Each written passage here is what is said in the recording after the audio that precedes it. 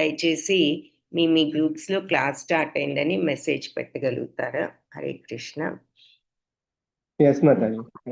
Thank you Prabhuji. Hare Krishna.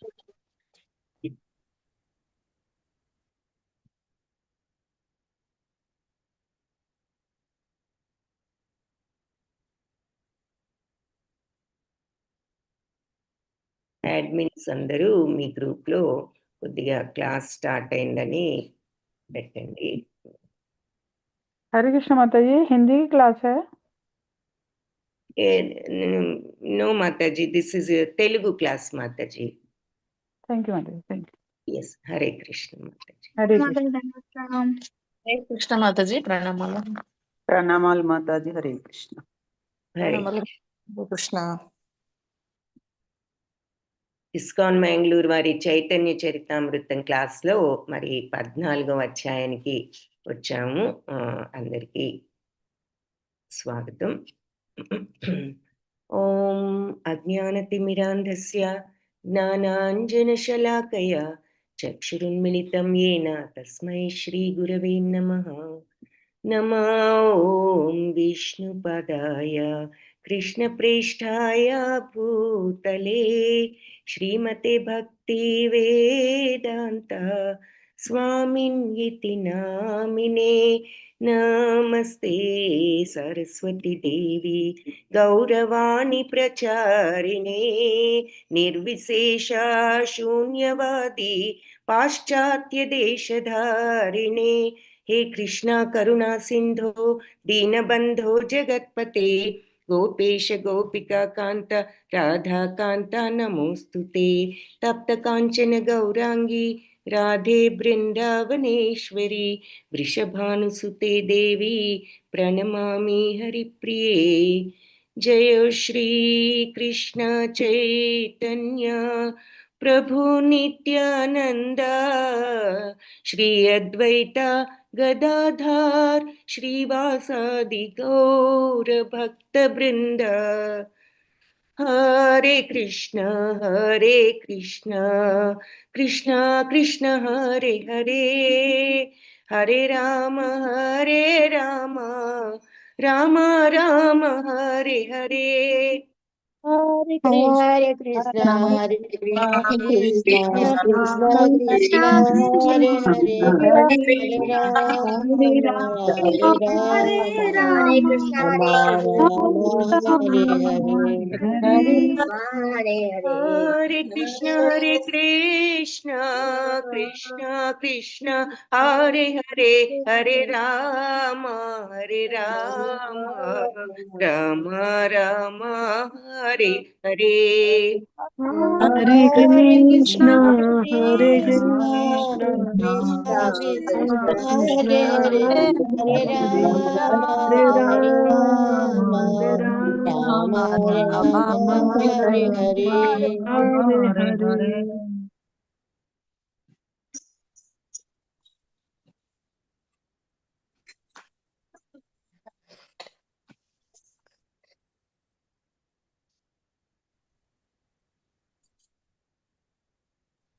Hare Krishna. So నిన్న చైతన్య మహాప్రభు పుట్టడం గురించి, పుట్టిన తర్వాత ఏ రకంగా అందరూ కూడా మరి ఆయన పుట్టుకను ఒక ఉత్సవంగా జరుపుకోవడం అనేది చూసాము. ఈరోజు నెక్స్ట్ అధ్యాయంలో ఆయన చిన్నతనం, అంటే ముఖ్యంగా మనం చూడబోయేది మధ్యలీల. అంటే ఆయన ఈ సంకీర్తన ఉద్యమాన్ని ఏ రకంగా ఆయన అందరికీ కూడా ఈ వ్యాప్తి చెందేటట్లు ఈ ప్రపంచంలో చేశారన్నది ఆయన తత్వాన్ని అది చూస్తాము. కాకపోతే మరి చాలా మంది చైతన్య మహాప్రభు గురించి, పుట్టుక గురించి తెలియదు కాబట్టి మనం ఇంట్రడక్షన్ గా ఈ కొన్ని చాప్టర్స్ చూస్తున్నాము. సో ఇక్కడ ఈరోజు ఆయన బాల్యంలో జరిగిన కొన్ని విషయాలు ఈ అధ్యాయంలో చూద్దాము. సో భక్తి వినోద ఠాకూరు, మరి ఆయన ఎవరో మనందరూ చెప్పుకున్నాము. ఆయన ప్రభుపాద గురువు అయినటువంటి భక్తి సిద్ధాంత సరస్వతి ఠాకూర్ ప్రభుపాద ఆయన పేరు కూడా.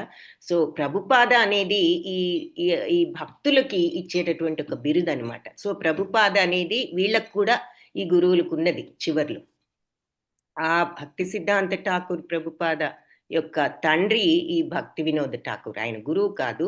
ఆయన గురువు గౌర కిషోర్ దాస్ బాబాజీ. ఆయన గురువు భక్తి వినోద్ ఠాకూర్. ఈయన కుమారుడు భక్తి సిద్ధాంత సరస్వతి. సో, ఆయన ఈ అధ్యాయం గురించి ఆయన గూడా కొంత వివరణ ఇచ్చారు. ఈ ఆయన యొక్క అమృత ప్రవాహ భాష్యం అని ఆయన ఒక గ్రంథం రాయడం.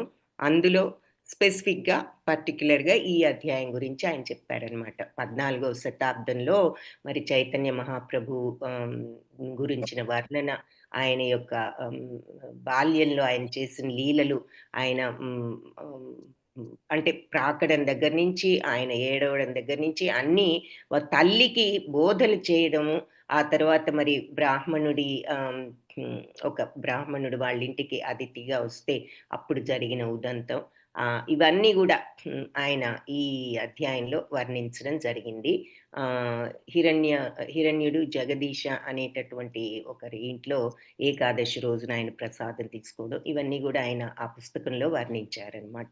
తరువాత ఆయన చిన్నతనంలో చిలిపి పనులు, బాలకృష్ణుడు కొన్ని ఏ రకంగా అయితే చిన్నతనంలో కొన్ని చిలిపి పనులు చేయడం జరిగిందో, ఈ చైతన్య మహాప్రభు కూడా చిన్నతనంలో ఆ రకంగా చేయడం, తల్లి కొద్దిగా ఆవిడకి స్మృతి కోల్పోయినప్పుడు ఒక కొబ్బరికాయని తీసుకువచ్చి ఆయన అంటే అక్కడ పిల్లలందరితో ఆటలాడటం, ఇవన్నీ కూడా ఆయన ఇక్కడ వర్ణించారు. ఆ తర్వాత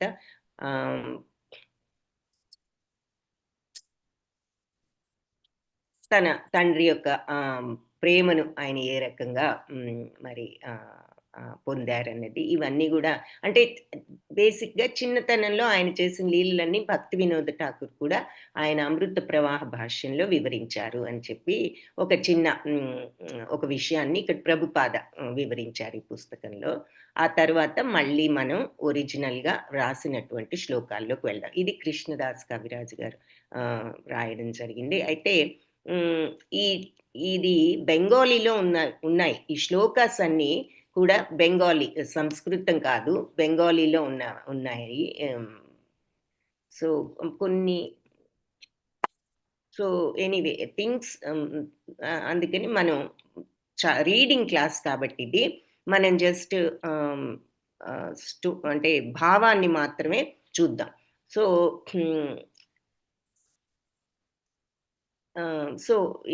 ఈ మొట్టమొదటి శ్లోకంలో ఇక్కడ ఏం చెప్తున్నారంటే, ఎంతో కష్టతరమైన పని అయినా చైతన్య మహాప్రభువు యొక్క శరణు వేడిన వాడికి అది ఎంతో తేలికవుతుంది.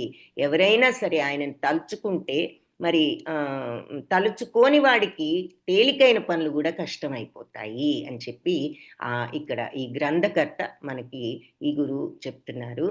సో ఆయన అటువంటి చైతన్య మహాప్రభువుకి నా ప్రణామాలు అంటున్నారనమాట. అంటే ఎటువంటి చైతన్య మహాప్రభు, ఆయన్ని తలుచుకుంటేనే ఎటువంటి కష్టాలైనా సరే మనకి సులభం అయిపోతాయి. కానీ తలుచుకోని వాడికి సులభమైన పనులు కూడా చాలా కష్టమైపోతాయి. అటువంటి చైతన్య మహాప్రభువుకి నా ప్రణామాలు అంటూ మొదటి శ్లోకాన్ని ప్రారంభించారు. ఆ తర్వాత మరి చైతన్య మహాప్రభువుకి వందనాలు, ఆయనకే కాకుండా నిత్యానంద ప్రభు, అద్వైత ప్రభు, మిగిలిన చైతన్య మహాప్రభు భక్తులందరికీ కూడా వందనాలు. అది అంటే ఈ గొప్ప గొప్ప మహానుభావులు వీళ్ళ తత్వం ఎలా ఉంటుందంటే అందరికీ కూడా మర్యాద ఇవ్వాలి. ముఖ్యంగా శుద్ధ భక్తులందరినీ వాళ్ళు ఎంతగా గౌరవిస్తారు అన్నది మనకు అర్థమవుతుంది. సో చైతన్య మహాప్రభువే కాకుండా, నిత్యానంద ప్రభువే కాకుండా, అద్వైతాచార్యులే కాకుండా అందరూ ఆయన భక్తులందరికీ కూడా నా వందనాలు అంటూ నెక్స్ట్ శ్లోకంలో చెప్పారు. ఆ తర్వాత మరి నేను ఇప్పటి వరకు చైతన్య మహాప్రభు ఏ రకంగా అవతరించారన్నదంతా కూడా మనం చూసాము. ఏ రకంగా మరి సచీదేవికి కుమారుడుగా శ్రీకృష్ణుడు ఎలా అయితే తల్లి యశోదకు దగ్గర ఉన్నారో, ఈయన సచీదేవికి ఆ రకంగా సచీదేవి దగ్గర అవతరించారు అంటూ చెప్తూ, తర్వాత ఇంకా ఆయన యొక్క పుట్టుకను గురించిన, జ్యోతిష్యాన్ని గురించి అందరూ చెప్పిన విషయాలు అవి కూడా మనం చూసాము క్లుప్తంగా. ఇప్పుడు ఆయన బాల్యం గురించి చూద్దాము అని చెప్తున్నారు. సో అలా చెప్తూ మరి మళ్ళీ ఆ బాల్య లీలలకు కూడా వందనాలు. అంటే భగవంతుడి లీలలు, చైతన్య మహాప్రభు లీలలకు కూడా నా వందనాలు అర్పిస్తున్నాను.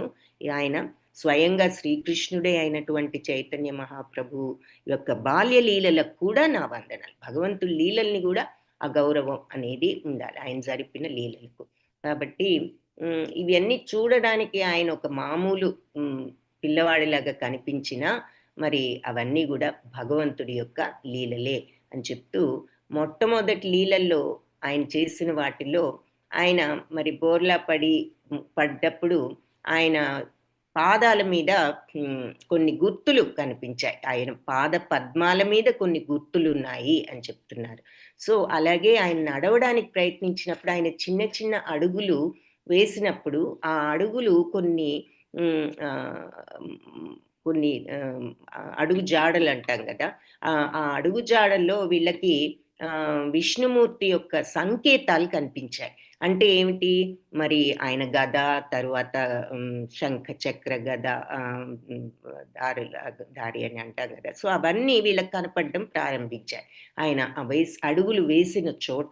ఇవన్నీ చూసి వాళ్ళ తల్లిదండ్రులకి ఏం అర్థం కాలేదు. ఏమిటి ఈ అడుగులు, ఎక్కడి నుంచి వస్తున్నాయి ఈ ముద్రలన్నీ అని వాళ్ళు ఆశ్చర్యపోయారు ఇద్దరు కూడా. అయితే ఈ జగన్నాథ మిశ్రా ఆయన తండ్రి ఏమన్నారంటే, ఇదంతా కూడా బాలకృష్ణుడు శాలిగ్రామం పూజ చేస్తున్నారు కదా వీళ్ళు, మరి ఆ పూజ చేసిన తర్వాత ఈ కుమారుడు జన్మించడం జరిగిందని నిన్న చెప్పుకున్నాం కదా. సో ఆ శాలిగ్రామంలో ఉన్న బాలకృష్ణుడే ఇవన్నీ చేస్తున్నాడు. ఆయన బాల్యం ఒక బాలుడుగా ఆయన ఈ ఇంట్లో ఆడుకుంటున్నట్టున్నాడు అని చెప్పి ఆయన అనడం జరిగింది. సో ఇద్దరు మాట్లాడుకున్నప్పుడు ఈ చైతన్య మహాప్రభు నిమాయి అని కూడా అంటూ ఉంటారు. సో ఆయన లేచి ఏడవడం ప్రారంభిస్తే మరి ఆవిడ తల్లి తీసుకువెళ్ళి పాలు ఇవ్వడం ఇది చేస్తున్నప్పుడు ఆవిడకి ఆ పాదాల మీద ఈ గుర్తులన్నీ కనిపించాయి అన్నమాట. కనిపించిన వెంటనే ఆవిడ ఈ జగన్నాథ మిశ్రా గారిని పిలిచి ఈ గుర్తులన్నీ ఆవిడ చూపించడం జరిగింది. అప్పుడు ఆయన తన శచీదేవి తండ్రి అయిన ఈ నీలాంబర చక్రవర్తిని పిలిచి ఆయనకు చూపించారు. అప్పుడు ఆయన అవన్నీ చూసి చిరునవ్వు నవ్వుతూ, మరి ఇవన్నీ నేను ముందుగానే ఈ పిల్లవాడు పుట్టినప్పుడు నేను జ్యోతిష్యం చూసినప్పుడు నాకు అర్థమైంది ఇతను సామాన్యుడు కాదని. సాధారణంగా 32 గుర్తులు ఉంటాయి భగవంతుడికి. ఆ 32 గుర్తులు కూడా నేను ఈ పిల్లవాడి మీద చూస్తున్నాను అని చెప్పి ఆయన చెప్పడం జరిగింది. సో భగవంతుడు అవతరించినప్పుడు శరీరంలో మీద 32 గుర్తులు ఉంటాయి. ఆ గుర్తులు ఆయన యొక్క దివ్యత్వానికి, భగవంతుడు అన్న దానికి సూచనగా మనకు ఆ 32 గుర్తులు ఉంటాయి. కాబట్టి ఈ పిల్లవాడి శరీరం మీద ఆ 32 గుర్తులు కూడా ఉన్నాయి. 5 ఏమో పెద్దవి, 5 ఏమో కొంచెం అంతగా కనిపించనివి, అంత క్లారిటీ లేనివి, ఒక 7 ఏమో ఎరుపు రంగులో ఉన్నవి, 6 ఏమో కొంచెం కొద్దిగా ఎత్తుగా ఉంటాయి, 3 చిన్నగా ఉంటాయి, 3 వెడల్పుగా ఉంటాయి, 3 కొంచెం లోతుగా ఉంటాయి అంటూ ఆ గుర్తులు ఎలా ఉంటాయి అనేది కూడా చెప్పారు. ఆయనకు తెలుసు కాబట్టి, ఆయన పెద్ద జ్యోతిష్య ఈ శాస్త్రవేత్త, వేదాలు అవి తెలిసిన ఆయన కాబట్టి ఆయన గుర్తులన్నీ వాళ్లకు వివరించి ఈ గుర్తులన్నీ కూడా ఈ పిల్లవాడి శరీరం మీద ఉన్నాయి. కాబట్టి స్వయంగా నారాయణుడి చిహ్నాలన్నీ కూడా అతని చేతుల్లోనూ పాదాల్లోనూ మనం చూడగలుగుతాము.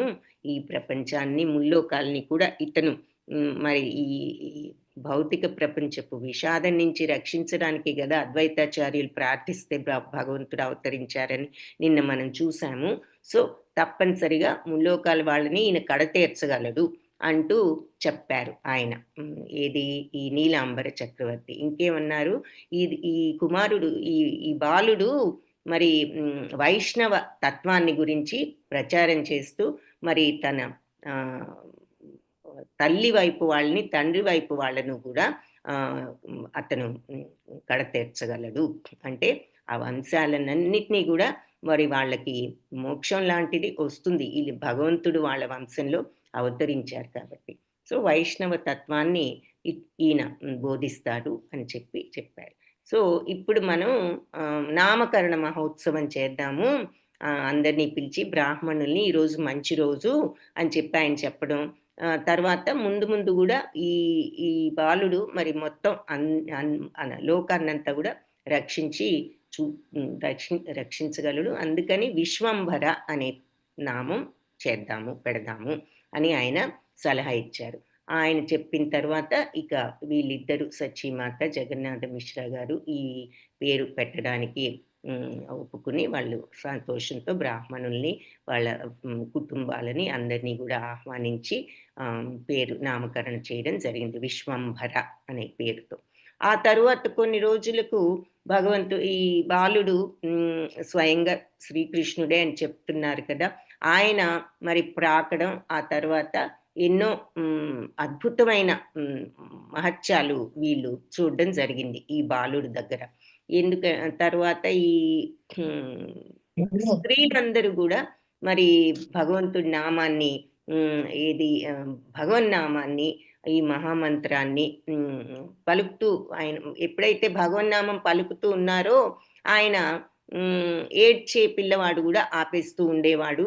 ఆపేసి చిరునవ్వు నవ్వేవారు అని చెప్తున్నారు. సో, ఇట్లా కొన్ని రోజులైన తర్వాత నిన్న గూడా మనం ఈ విషయం చూసి వాళ్ళంతా గూడా నవ్వుకుంటూ ఉండేవారు. అంటే నవ్వుకుంటూ అంటే హేళనతో కాదు, ప్రేమతో అనేది గూడా నిన్న చూసాం.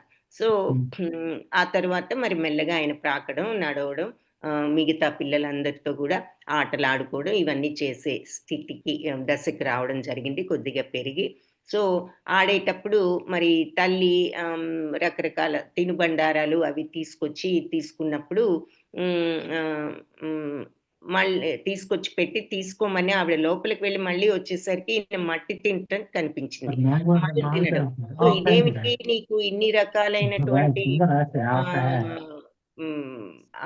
పదార్థాలు పెడితే నీవు ఇలా మన్ను తింటున్నావెందుకు అని ఆవిడ అడిగినప్పుడు ఆవిడ కొద్దిగా ఆశ్చర్యం, కొద్దిగా చిరాకుతో ఆ మాట ఇదేమిటి నువ్వు మన్ను తినడం అన్నప్పుడు, అప్పుడు అతను ఈ బాలుడు ఏమన్నాడు, నిమ్మాయి నీకెందుకింత కోపం, నువ్వెప్పుడు నువ్వు నాకు మన్నే కదా ఇచ్చావు, నా తప్పే ఉంది అంటాడు. మన్నెక్కడిచ్చాను నీకు, మరి ఈ పాయసం ఇటువంటి తినుబండారాలు తినేవన్నీ ఇచ్చాను, అదేమో మన్ను ఇదేమో తినేది, నువ్వు ఒక్కసారి అని ఈవిడ అంటే ఆయన అన్నీ గూడా మరి మన్ను నుంచి వచ్చినవే గదా! అది మన్నే, ఇది మన్నే, రెండిట్లో తేడా ఏముంది అనే ప్రశ్న వేయడం. అంటే ఆ వయసులోనే ఈ వేదాంతం చూసి ఆవిడ ఆశ్చర్యపోయింది. ఈ మన శరీరమే ఒక మన్ను, మరి అలాగే మనం తినేవన్నీ గూడా మన్నులో ఇంకొక రకం. అంటే మన్నుకు ఇంకొక రూపం. ఇప్పుడు ధాన్యం అంటే మన్నులో నుంచి వస్తుంది. సో, ఏదైనా చివరికి మన్నే గదా! కాబట్టి నువ్వు ఈ విషయం ఆలోచించు. నువ్వు అంటున్నావు గాని మన్ను తింటున్నానని, ఏదైనా అంతే గదా అని వేదాంతం చెప్పినప్పుడు ఆవిడ ఆశ్చర్యపోయి, ఇదేమిటి ఇలాంటి వేదాంతం మాట్లాడుతున్నాడని చెప్పి, ఎవరు నీకిది చెప్పింది, ఇలా మన్ను తినవచ్చు అని చెప్పింది ఎవరు నీకు అని చెప్తూ ఆవిడ ఏమందంటే, నువ్వు ఇప్పుడు తినే మన్ను మనం మన్నులో నుంచి వచ్చినటువంటి ధాన్యం మన శరీరానికి బలాన్ని ఇస్తుంది, మనల్ని నువ్వు పెరగడానికి ఉపయోగపడుతుంది. కానీ నువ్వు మన్నునే అలా తిన్నావు అంటే మరి శరీరం కూడా నీకు పాడైపోవచ్చు, నీకు జబ్బు రావచ్చు, జబ్బు చేస్తుంది అని చెప్పి ఆవిడ కొంచెం వివరంగా ఈ పిల్లవాడికి చెప్పింది. ఇప్పుడు ఒక నీటి పాత్ర ఉన్నది, అది మరి పాత్రగా ఉంటే దానిలో మనం నీరు తెచ్చుకోవచ్చు. మట్టితోనే చేసాం, కానీ కుండగా ఉంటే మనం నీరు తెచ్చుకోవచ్చు. అలాగే ఆ మట్టిలో నీళ్లు పోస్తే మరి మనం తెచ్చుకోగలుగుతామా, అది మట్టిలో ఇంకిపోతుంది ఆ నీరు అంటూ ఆవిడ ఇంకొంచెం వివరంగా కుర్రవాడికి వివరించింది విషయం. అప్పుడు ఈ బాలుడు ఇంత ఆత్మ సాక్షాత్కారాన్ని అందించగలిగే ఈ జ్ఞానాన్ని నువ్వు మరి నాకు ముందే ఎందుకు చెప్పలేదు అని చెప్పి ఆయన ప్రశ్నించడం జరిగిందనమాట. ఇప్పుడు నువ్వు ఇదంతా నాకు వివరంగా చెప్పావు కాబట్టి ఇంక నేను మన్ను తినను, మరి నాకు ఆకలి వేసినప్పుడు నీ దగ్గరికే వస్తాను అని చెప్పి ఆయన చెప్పారు. అంటే ఇక్కడ అర్థం ఏమిటి అంటే, ఆయన తల్లిని కూడా ఆ రకంగా ఆ వేదాంతం వైపు తిప్పడం జరిగింది. అంటే ఆలోచన విధానాన్ని ఆయన ఆ రకంగా తల్లికి కూడా చిన్నతనంలోనే బోధించారనమాట ఆ విషయాన్ని. తరువాత ఇంకొకసారి ఒక బ్రాహ్మణుడు అతిథిగా వచ్చినప్పుడు ఆయన భోజనాన్ని 3 సార్లు ఈయన స్వీకరించడం జరిగింది. ఆ తర్వాత బ్రాహ్మణుడికి మరి విషయం అర్థమైంది. ఈయన ఎవరో కాదు భగవదవతారమేనని చెప్పేసి. అంటే నైవేద్యం పెట్టడం, ఈ కురవాడు తినడం, ఆయన మళ్ళీ నైవేద్యం పెట్టడం, అయ్యో! పిల్లవాడు తిన్నాడు నేను భగవంతుడికి కదా పెట్టాను అనుకుంటూ. సో, అట్లా 3 సార్లు అయిన తర్వాత బ్రాహ్మణుడికి విషయం అర్థమైంది. అర్థమయ్యి ఆ బ్రాహ్మణుడికి కూడా మరి ఈ భౌతిక తత్వం నుంచి మోక్షాన్ని కలిగించారు. సో, అది ఆ ఉదంతం గురించి ఇక్కడ చెప్తున్నారు. తర్వాత చిన్నతనంలో మరి ఒక ఇద్దరు దొంగలు ఆయన్ని తీసుకువెళ్ళటం జరిగింది. అప్పుడు వాళ్ళ భుజాల మీద కూర్చుని ఇక పిల్లవాడిని తీసుకొచ్చాం గదా! ఆయన నగలన్నీ మనం తీసుకుందామని వాళ్ళు అనుకుంటుండగా ఈ వాళ్ళని ఈయన కొద్దిగా తప్పుదారి పట్టిస్తూ వాళ్ళ ఇంటికి వెళ్ళబోయే బదులు తిరిగి మళ్ళీ తన ఇంటికే తీసుకొచ్చేటట్లుగా చేయడం జరిగింది. సో, అది గూడా ఒక లీలగా మనం ఇక్కడ చూస్తున్నాం. మన ఇంటికి తీసుకువెళ్ళి ఈ పిల్లవాడి నగలన్నీ తీసుకుందాం అనుకున్న వాళ్ళు మళ్ళీ తిరిగి తీసుకొచ్చి వాళ్ళ ఇంటికే తీసుకురావడం జరిగింది. అది ఒక స్టోరీ. ఆ తర్వాత మరి ఒకసారి ఏదో జబ్బుగా ఉన్నట్లు, ఒంట్లో బావుండనట్లుగా నటిస్తూ హిరణ్యుడు, జగదీశ అనే వాళ్ళ దగ్గర నుంచి కొంత ఆహారాన్ని ఏకాదశి రోజున తీసుకోవడం జరిగింది. అంటే ఆయన లీలలు ఇవన్నీ. సో, ఆ విషయాలన్నీ ఇక్కడ ఆయన క్లుప్తంగా చెప్తున్నారు. అలాగే చిన్న పిల్లలు ఎలా అయితే ఆడుకుంటారో ఆయన గూడా మరి పిల్లలందరితో ఆడుకుంటూ పక్కన మరి తన స్నేహితుల ఇళ్ళకు వెళ్తూ ఒక్కొక్కసారి తినుబండారాలు దొంగిలిస్తూ అంటే చిన్నప్పుడు శ్రీకృష్ణుడు బాల్యంలో వెన్న దొంగలాగా ఎలాగో అది చెప్తున్నారనమాట. అలాగే పిల్లలు వీళ్ళు చిన్న చిన్న వాదాలు ఇవన్నీ గూడా చేసుకుంటూ ఉండేవారట. అయితే ఈ పిల్లలందరూ వచ్చి సచీమాతతో యశోదాదేవి కనుక వీళ్ళు గోపికలు వాళ్ళు వచ్చి చెప్పినట్లుగా ఈయన మీద అవి ఇవి ఇలా మాతో వాదులాడుతున్నాడు, ఇవన్నీ తీసుకుంటున్నాడు అని చెప్పినప్పుడు మరి ఆవిడ ఏదో ఒక రకంగా కురవాణ్ణి దండిస్తూ ఉండేది. అయితే ఎందుకు నువ్వు ఈ రకంగా వేరే వాళ్ళ వస్తువులు తీసుకుంటున్నావు? నువ్వు అందరితో ఎందుకు ఇలా వాదం పెట్టుకుంటున్నావు? వాళ్ళ ఇంటికి నువ్వు అట్లా వెళ్ళడం ఎందుకు మన ఇల్లు ఉన్నప్పుడు అంటూ ఆవిడ కురవాడితో చెప్తూ ఉండేది. చెప్పి కొన్నిసార్లు దండిస్తూ ఉండేది. అప్పుడు తల్లి ఈ రకంగా చెప్పి దండించినప్పుడు కోపంతో తన గదిలోకి వెళ్ళి ఒక్కొక్కసారి అక్కడ కుండలన్నీ కూడా పగలగొట్టడం జరిగేదట ఆ కోపంతో.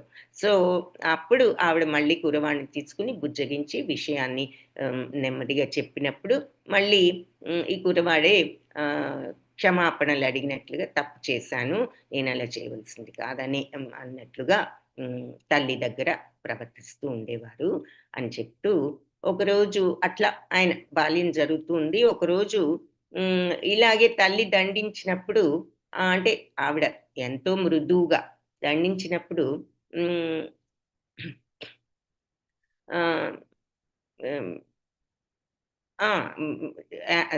తల్లి దండన జరిగినప్పుడు ఇలా కోపం రావడం, కోపం వచ్చినప్పుడు ఇది చేయడం, ఆవిడ బుజ్జగించిన తర్వాత తప్పు చేశానని ఒప్పుకోవడం ఇవన్నీ చేసేవారు. అయితే ఒకరోజు చైతన్య మహాప్రభు ఆయన చిన్నగా తల్లిని తన మృదువైన చిన్న హస్తంతో ఇలా ఏదో అంటే ఆవిడ పడిపోయినట్లుగా నటించింది. అది చూసి ఏడవడం, ఈ బాలుడు ఏడవడం ప్రారంభించాడు. అయితే అదొక విషయం ఇక్కడ చెప్తున్నారు. తర్వాత ప్రక్కింటి వాళ్ళు వీళ్ళు స్త్రీలంతా కొంతమంది నువ్వు ఒక కొబ్బరికాయ తీసుకురా ఎక్కడి నుంచన్నా, అప్పుడు మీ అమ్మకు నయం అవుతుంది అని చెప్తారు. అప్పుడు బయటకు వెళ్ళి వెంటనే 2 కొబ్బరికాయలు తేవడం జరుగుతుంది. అయితే వీళ్ళంతా ఆశ్చర్యపోతారు. ఏదో చిన్నపిల్లవాడు చెప్పాము ఎక్కడి నుంచి నేను కొబ్బరికాయ తీసుకురావాలని అంటాడేమో అని వీళ్ళంతా అనుకున్నారు. కానీ మరి ఆయన భగవద్ అవతారం, ఆయనకు తెలియనిదేముంది. వాళ్ళు అనడంతోటే ఒక కొబ్బరికాయ తీసుకురాని వాళ్ళంటే 2 కొబ్బరికాయలు తీసుకొని రావడం జరిగింది. అది చూసి అందరూ గూడా ఆశ్చర్యపోయారు. ఆ తర్వాత ఆ తర్వాత ఒక్కొక్కసారి పిల్లలతో మరి గంగా నది స్నానానికి అది వెళ్తూ అక్కడ ఈ గంగా స్నానం దగ్గర చాలామంది ఆడపిల్లలు మరి గంగాదేవికి పూజ కోసం రకరకాల సామగ్రులు తెస్తూ ఉండేవారు అక్కడ దేవతల్ని పూజించడానికి గంగా నది పూజకు. సో వాళ్ళు ఇలా అన్నీ పూజిస్తానికి ఈ వస్తువులన్నీ తీసుకొచ్చినప్పుడు మరి ఆయన వాళ్ళ మధ్యలో కూర్చుని మీరు నన్నే ఆరాధించండి, నేను మీకు మంచి భర్తలను మంచి వరాలను ఇస్తాను. ఈ మరి గంగాదేవి వీళ్ళందరూ గూడా నేను చెప్పినట్లుగా వింటారు. మరి శివుడు గూడా నాతో పాటేను అని చెప్పడం జరిగింది. ఇక్కడ మీ దగ్గర తెలుగు బుక్ ఉంటే ఏముందో నాకు తెలీదు. ఇంగ్లీష్‌లో సర్వెంట్ అన్నారు. కానీ శివుడు శ్లోకంలో కూడా నా సేవకుడే అన్నారు మాతాజీ. అది ఇంగ్లీష్‌లో సర్వెంట్ కాబట్టి వాళ్ళు సేవకుడన్నారు. ఆ మాట శ్లోకంలో వాడలేదు. వీళ్ళు అంటే శ్లోకంలో కింకర అని వాడారు మాతాజీ. కింకర అనే మాట శ్లోకంలో వాడటం జరిగింది. ఇది శ్లోకం కింకర. సో కింకర అంటే సేవకుడని కాదు. అంటే నేను ఏది చెప్తే అది ఒప్పుకునేవాళ్ళు అని చెప్పే అర్థం. సో అదొక క్లారిటీ. సో అంటే మీరు అందరినీ ఆరాధించడం ఎందుకు, నన్ను ఆరాధిస్తే వాళ్ళని ఆరాధించినట్లే అని చెప్పడం. తర్వాత ఈ అమ్మాయిల యొక్క అనుమతి లేకుండా తర్వాత ఈ పూజకు వీళ్ళందరూ తీసుకొస్తారు కదా, గంధము పసుపు ఇవన్నీ తీసుకుని ఆయన తన ఒంటి మీద పూసుకోవడం, వాళ్ళు తెచ్చిన పుష్పాలన్నిటినీ ఆయన ధరించడం, వాళ్ళ ప్రసాదాలన్నిటినీ తినడం, ఇవన్నీ చేయడం ప్రారంభించేసరికి వీళ్ళందరికీ కోపం వస్తుంది. ఈ పిల్లలందరికీ కోపం వచ్చి, నువ్వు ఇలా చేయడం ఏం బాగుండలేవు, ఇది మంచిది కాదు, నువ్వేదో మా వాడి లాంటి వాడి, మా తమ్ముడు సోదరుడు వంటి వాడివి, కాబట్టి నువ్వు ఇట్లా చేయకూడదు. మేము భగవంతుడి కోసం తీసుకొచ్చిన ఈ సామగ్రి అంతా కూడా దేవతల కోసం నువ్వు ఇలా చేస్తే అది కరెక్ట్ తప్పు అని వాళ్ళు చెప్పినప్పుడు సోదరిమణులారా అంటే వాళ్ళందరినీ ఈ రకంగా సంబోధిస్తూ, నేను మీకు వరాలను ఇస్తున్నాను, మీకు మంచి భర్తలు రావాలని. వాళ్ళు కూడా చాలా విద్వాంసులు, తెలివైన వాళ్ళు, అందమైన వాళ్ళు, మరి సంపన్నులు, ఇవన్నీ ఉన్న భర్తలు మీకు వస్తారు. అంతేకాకుండా మీకు ఒక్కొక్కరికి 7 సంతానం, కొడుకులు, పుత్రులు 7 మంది మీకు ఒక్కొక్కరికి కలుగుతారు. అందరూ కూడా దీర్ఘాయుష్మంతులు, చాలా బుద్ధిశాలులు అయినటువంటి 7 పుత్రులు కూడా మీ అందరికీ ఒక్కొక్కరికి కలుగుతారు అంటూ వాళ్ళని దీవించడం జరిగింది. ఈ దీవెన విన్న తర్వాత వీళ్ళంతా లోపల చాలా సంతోషపడ్డా, పైకి మాత్రం నువ్వు ఇలా చేయడం ఏం బాగుండలేదు అంటూ పైకి ఇంకా అనడం జరిగింది. అందరు కొంతమంది వెళ్ళిపోతే వాళ్ళల్లో కోపంతో ఇంకా కొంతమంది ఇట్లా నువ్వు చేసి నువ్వేమి అప్పుడు కొంతమంది వెళ్ళిపోయారు. ఆ తర్వాత ఈ బాలుడు, మీరు ఇట్లా నాకు ఇవ్వకపోతే మీ అందరికీ కూడా ఒక ముసలి భర్త, ఏది ఇంకా 3-4 భార్యలు ఉన్న వాళ్ళు మీకు భర్తలు అవుతారు అంటూ ఆయన చెప్పడం జరిగింది. ఇది విన్న తర్వాత వాళ్ళందరూ ఎందుకన్నా మంచిది ఈ కురవాళ్ళు మరి ఏమి మహత్యం ఉన్నదో అని చెప్పి వాళ్ళు కొంతగా భయపడి వాళ్ళు ఆయనకు తినడానికి వస్తువులు అవి తీసుకొచ్చి పెట్టడం కూడా జరిగింది. ఆ తర్వాత ఆయన వాళ్ళందరినీ కూడా దీవించి వాళ్ళందరినీ కూడా తృప్తిపరచడం జరిగిందనమాట. సో తర్వాత వాళ్ళు కూడా ఏదో ఉండబట్టే ఇంత గట్టిగా ఆయన చెప్పగలుగుతున్నారు అంటే ఏదో మహత్యం ఉన్నదేని వాళ్ళు కూడా భయపడి మళ్ళీ ప్రసాదం ఆయనకి ఇవ్వడం, ఆయన తీసుకుని వాళ్ళందరినీ ఆనందపరిచి దీవించడం జరిగింది అని చెప్తున్నారు. సో ఇలా ఒక రకమైన మరి ఇదంతా చిలిపితనంతో మరి ఆయన ఈ వీళ్ళందరినీ ఇట్లా ఏడ్పిస్తూ అంటే ఉండేవారు. కాకపోతే వాళ్ళల్లో ఒక లక్ష్మి అనేటటువంటి ఒక అమ్మాయి ఆవిడ తండ్రి వల్లభాచార్యులు. ఆవిడ గూడా ఈ గంగా నది ఒడ్డుకు వచ్చి స్నానం చేసి ఈ దేవత అర్చన చేయడం, దేవతారాధన చేయడం చేస్తూ ఉండేది. అయితే ఈ లక్ష్మీదేవిని చూసిన తర్వాత ఈ చైతన్య మహాప్రభువుకి ఆవిడ పట్ల అభిమానం కలిగింది. ఆవిడ మరి అలాగే ఈ చైతన్య మహాప్రభు పట్ల ఆవిడకు కూడా మరి అభిమానం కలిగింది. సో ఇద్దరు పరస్పరం ఆ విధంగా ఆ అభిమానంతో వాళ్ళు ఆకర్షితులయ్యారు అని చెప్పి చెప్తున్నారు. సో అలా ఒకరినొకరు వాళ్ళు వీక్షించడంలో వాళ్లకు ఆనందం కలిగేది. అప్పుడు ఆయన ఈ లక్ష్మీదేవితో ఆయన నన్ను ఆరాధించు, నేనే మరి భగవంతుణ్ణి, కాబట్టి నువ్వు గనక నన్ను ఆరాధించినట్లయితే తప్పనిసరిగా నువ్వు కోరుకున్న వరం నీకు ఆయన ఈ లక్ష్మీదేవితో ఇది విన్న తర్వాత ఆవిడ వెంటనే ఆయన్ను ఆ రకంగా ఆరాధించడం, పూజించడం, మరి గంధము, పసుపు అవన్నీ కూడా ఆయనకి అర్పించడం, ఆయనకి మల్లిక పుష్పాలతో మాల వేయడం, ప్రార్థించడం చేసింది.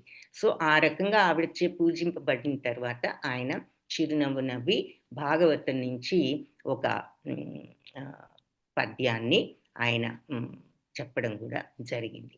అంటే ఆ రకంగా ఆవిడ పట్ల ఆయనకు ఉన్నటువంటి అభిమానాన్ని వ్యక్తం చేశారు. చేస్తూ నువ్వు నన్ను భర్తగా కావాలి అనుకునే నీ కోరికను నేను ఒప్పుకుంటున్నాను. నన్ను కాబట్టి నువ్వు నన్ను ఆ విధంగా ఆరాధించవచ్చు. నీ యొక్క కోరిక తప్పకుండా తీరుతుంది, ఎందుకంటే నీకు అర్హత ఉన్నది, నువ్వు అర్హతను తెచ్చుకున్నావు కాబట్టి అని చెప్పి భగవంతుడు చెప్పడం. సో ఈ రకంగా ఒకరికొకరు వాళ్ళు వాళ్ళ యొక్క భావాలను వ్యక్తం చేసుకున్న తర్వాత ఇంటికి వెళ్ళడం జరిగింది. అయితే భగవంతుడి యొక్క ఈ లోతైన లీలలను అర్థం చేసుకోవడం ఎవరి తరం అంటూ ఈ నెక్స్ట్ శ్లోకాన్ని చెప్పారు, ముగించారనమాట. ఈ ఉదంతాన్ని వివరించిన తర్వాత ఆయన చేసిన, అంటే గ్రంథకర్త చేసినటువంటి కామెంట్ అదనమాట. అంటే ఈ లోతైన లీలలను అర్థం చేసుకోవడం ఎవరి తరం అంటున్నారు. సో ఈ చుట్టుపక్కల వాళ్ళంతా ఇప్పుడు ఈ చైతన్య మహాప్రభు చిలిపి ప్రవర్తన అవన్నీ చూసి ఆయన మీద ప్రేమతో అంటే ఉన్నా కూడా అంటే కంప్లైంట్గా కాకపోయినా విషయాన్ని ఇలా సచీమాతతో, జగన్నాథ మిశ్రాతో చెప్తూ ఉండేవారు. ఒకరోజు ఈవిడ వెళ్ళి కుమారుణ్ణి ఇలాంటి పనుల్లో ఎప్పుడు కానీ ఆవిడ వెళ్ళి చూసి మరి వెంటనే అతనిని కొంచెం దండించాలి అనుకోగానే ఆయన అక్కడి నుంచి పారిపోవడం జరిగిందంట. సో ఆయన మరి మొత్తం ప్రపంచాన్నే కూడా నడిపిస్తున్న ఈ భగవంతుడు ఒకరోజు వెళ్ళి ఏదో వండి పారవేసిన మురికి మట్టి పాత్రలు అక్కడ పడవేస్తే వాటి మీద కూర్చుండడం జరిగిందట. జరిగినప్పుడు ఈవిడ వెళ్ళి చూడడం జరిగింది. చూసి ఇది ఏమిటి ఇలాంటి అంటురాని చోట ఈ మురికిగా ఉన్న పాత్రల మీద కూర్చున్నావు, నువ్వు చాలా అశుభ్రం అయిపోయావు, కాబట్టి వెళ్ళి గంగా నదిలో స్నానం చేసిరా అని చెప్పి ఆవిడ కుమారుడికి చెప్పినప్పుడు చైతన్య మహాప్రభు తల్లికి ఈ పరమ సత్యాన్ని గురించిన వేదాంతం చెప్పడం జరిగింది. అప్పుడు ఆవిడ ఆశ్చర్యపోయి కురవాడి యొక్క మరి ఆయనకున్నటువంటి జ్ఞానానికి ఆశ్చర్యపోయి ఆవిడ అయినా కూడా స్నానం చేయమని ఆయన్ని చెప్పడం జరిగింది. అయితే ఆశ్చర్యపోయినప్పటికీ కూడా నువ్వు స్నానం చేయవలసిందే అని అన్నది. ఆ తర్వాత తనతో పాటు తీసుకువెళ్తూ ఆవిడ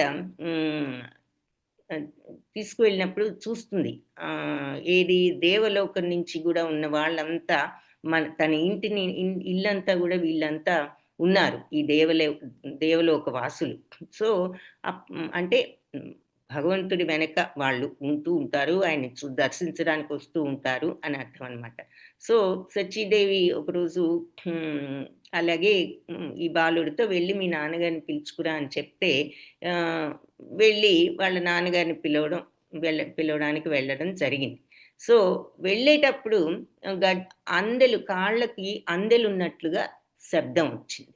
శబ్దం వచ్చేసరికి ఆవిడ ఆశ్చర్యపోయింది. కాళ్ళకు అందెలు లేవు మన పిల్లవాడికి. ఎక్కడి నుంచి అందెల శబ్దం వస్తోంది? సో, తర్వాత జగన్నాథ మిశ్రా ఆయన గూడా ఇదొక అద్భుతం. మరి ఏమీ అందెలు లేని మన పిల్లవాడి కాళ్ళలో నుంచి ఇలా నడుస్తున్నప్పుడు ఈ అందెల చప్పుడు రావడం అని చెప్పితే, ఈ శచీదేవి ఏమన్నదంటే, ఇంకొక అద్భుతాన్ని గూడా నేను చూశాను. పిల్ల హ్మ్. ఈ దేవతా లోకాల నుంచి వీళ్ళంతా గూడా మన ఇంటి ముందు వచ్చి ఉండడాన్ని గూడా నేను చూశాను అని చెప్పి ఆవిడ చెప్తుంది. వాళ్ళ శబ్దాలు అవన్నీ గూడా నాకు అర్థం కాలేదు. అవన్నీ వాళ్ళు చేసే ప్రార్థనలేమో అనుకుంటున్నాను అని చెప్పి ఆవిడ అన్నదన్నమాట. అప్పుడు జగన్నాథ మిశ్రా ఏది ఏమైనా మనమేమి దీని గురించి ఆందోళన పడవలసిన అవసరం లేదు.